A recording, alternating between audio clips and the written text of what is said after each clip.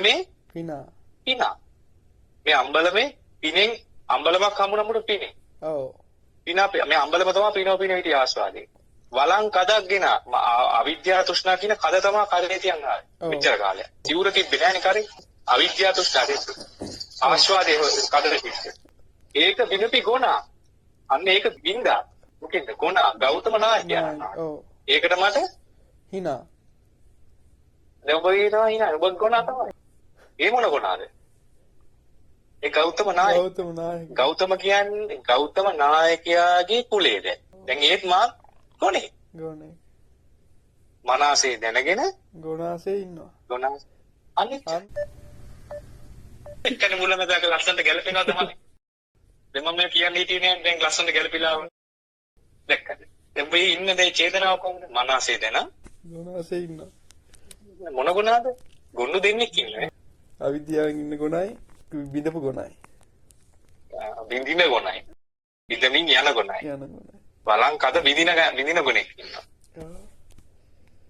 මම වලංකද තියන් එන්නේ කොහෙද පුතේ? අතේද කරේද? කරේ. සිවුර වැටෙන්නේ කොහෙද? සිවුර වෙන්නේ කරට. උරේට. උරනේ. උර. කර උරනේ තියන්නේ. සිව් උර. සිවුර.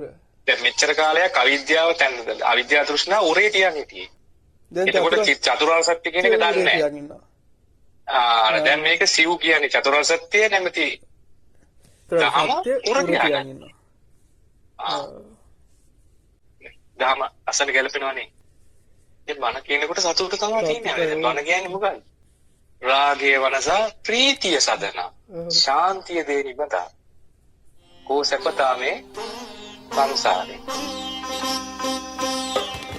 සපතාමේ සංසාරේ දුක කෙලවර වේ නිර්වාණේ දුක කෙලවර වේ නිර්වාණේ